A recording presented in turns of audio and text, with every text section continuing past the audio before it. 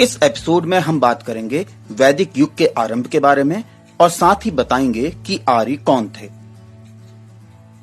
हड़प्पा की संस्कृति एक बेहद सुनिश्चित और आधुनिक संस्कृति थी। न केवल उन्होंने शिल्प में बल्कि भवन निर्माण, सड़क निर्माण में भी अद्वितीय प्रगति की। लेकिन हड़प्पा की सभ्यता के या सिंधु सभ्यता के पतन के बाद जो नवीन संस्कृति सामने आई, उसके बारे में हमें सारी जानकारी वेदों से मिलती है। इसलिए इस काल को वैदिक काल के नाम से भी जाना जाता है। इस संस्कृति के प्रवर्तक आर्य लोग थे, इसलिए कभी कभी इसे आर्य संस्कृति भी कहा जाता है। आर्य शब्द का अर्थ है श्रेष्ठ, उदात्त, अभिजात्य, कुलीन, उत्कृष्ट या स्वतंत्र होना। आर्यों के मूल निवास स्थान के संदर्भ में विभिन्न विद्वानों ने अलग अलग मत दिए हैं। डॉक्टर अविनाश ने भारत में सप्त सैंधव प्रदेश को आर्यों का मूल स्थान माना है। वहीं डॉक्टर राजवली ने भारत में मध्य देश को आर्यों का मूल निवास स्थान माना है। डी.एस. त्रिदेव ने भारत के देविका प्रदेश मुल्तान में आर्यों का मूल स्थान माना है। वहीं स्वामी दयानंद सरस्वती ने तिब्बत को आर्यों का मूल स्थान माना है। ये वर्णन उनकी पुस्तक सत्यार्थ प्रकाश और इंडियन हिस्टोरिकल ट्रेडिशन में भी मिलता है। भारत में आर्यों का आगमन 1500 ईस्वी पूर्व से कुछ पहले माना जाता है। भारत में उन्होंने सर्वप्रथम सप्त सैंधव प्रदेश में बसना आरंभ किया।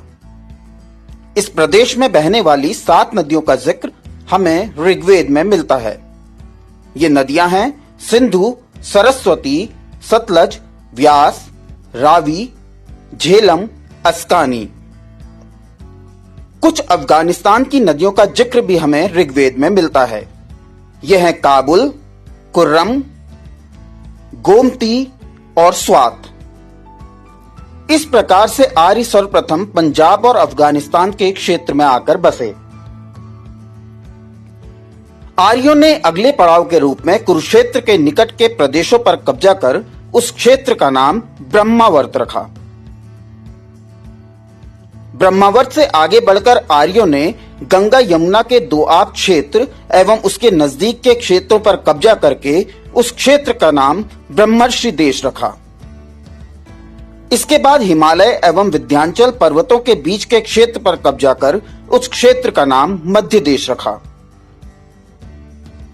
अंत में बंगाल एवं बिहार के दक्षिणी एवं पूर्वी भागों पर कब्जा कर समूचे उत्तर भारत पर अधिकार कर लिया। बाद में इसी का नाम आर्यावर्त रखा गया।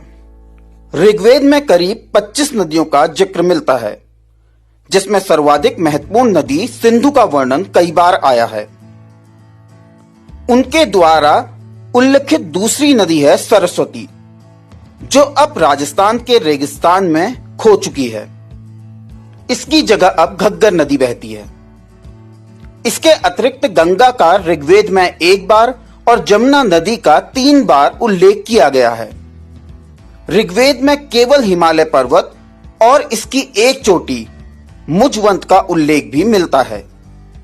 तो ये था आर्यों का भारत में आगमन और उनके द्वारा जीतने के बाद प्रदेशों को दिए गए नाम।